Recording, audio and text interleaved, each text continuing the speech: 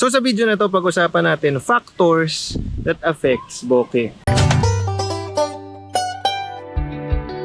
Una sa lahat, syempre, your choice of lens, kung anong lens yung ginagamit mo. Mas maliit ang f, nakita nyo yan, yung f-stop. May nakikita kayo sa lens kasi na f1.8, f3.5, f1.4. Mas maliit yung numero ng f-stop, mas malaki yung butas ng lens.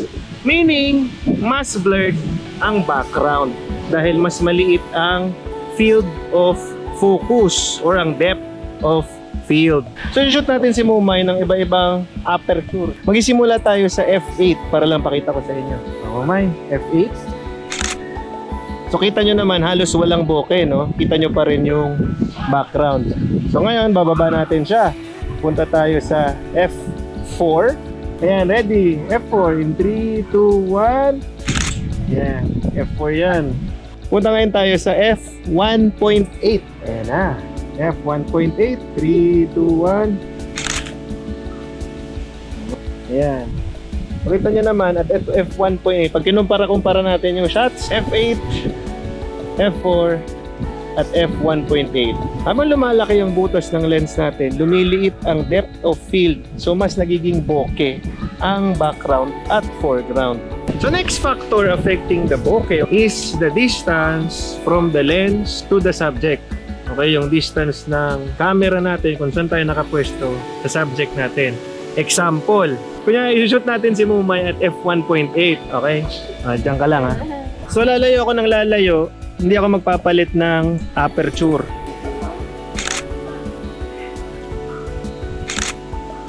At aatras tayo.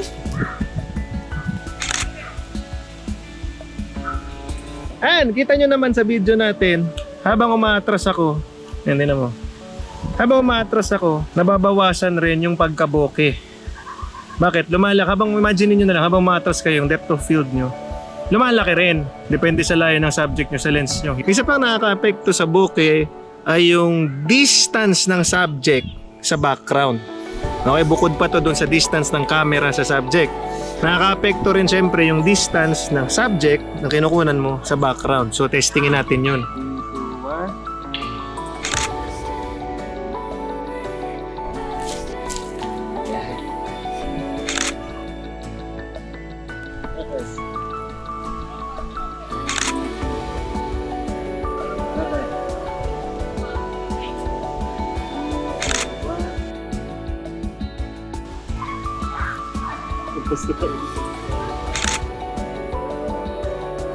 So nakikita nyo, habang lumalayo yung subject natin sa background niya, yung puno, nagbe-blurred yung puno. Ayan, kita mo. Pero ikaw pare-parehas. Ayan, wala na. Blurred. Blurred na yung puno. Ayun. Ano ba bang factors? Isa sa mga nakaka-affect rin ng bokeh nyo is yung focal length ng lens nyo. Ibig sabihin kung gaano ka haba yung lens nyo, kung 50mm ba yan, kung 80mm ba yan, kung wide lens ba yan. Anong pansinan ng taba? Para demo sa inyo, iba-ibang focal length. Meron tayong iba-ibang lens dito na may iba-ibang focal length. Yan. So ito, 50mm 1.8. Put natin si Mumay. Ready. Ayan, so palit tayo ng lens. Next lens natin, 85 1.8.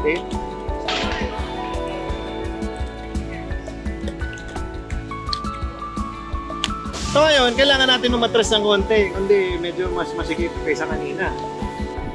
Ayan, 3, 2, 1. Ayan, so side by side, nakita nyo yung kuha ng 50mm at ng 85mm. Yan. So matras akong konti nung sa 85 para parehas pa rin yung ratio. Pero makikita nyo naman, iba yung compression at iba yung bokeh nung dalawang shot. Diba? Ayan o. Wala na kasi akong ibang 1.8. Pero sa parting to, tutulungan tayo ng ating bagong lens. Yabang. Tutulungan tayo ng ating bagong lens. Hanep! Hindi ko matagong ngiti ko eh. Maganda to ipandemo. Pwede say 3.5 to 6.7. So, sasagarin natin yung aperture niya at 6.7. Ano to? 16mm to 300mm. Okay? So, papakita ko sa inyo na kahit na 6.7, pero dahil 300mm to, magbo-bokeh pa rin to. Okay, dahil napakahaba ng focal length niya. So napakahaba yung lens na to. Pero tatry natin ang best natin, ano. Okay, so kunan natin si Mumay. Although itong lens na to, this is a crop sensor lens, so nakaka-affect rin yun. Dahil crop sensor siya, naka-crop mode ang ating camera. Pero okay lang yun. Walang problema yun sa atin. Ayan. So, kukunan natin si Mumay ng head and shoulder shot.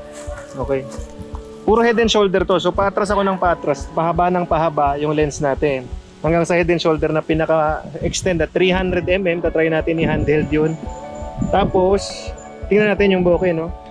Lahat ng shot ko, gagawin natin at 6.7. Head and shoulder, 16mm. 24mm.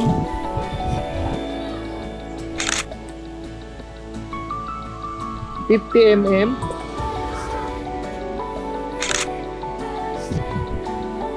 100mm. Teka, atras na tayo. Hindi nyo na makikita.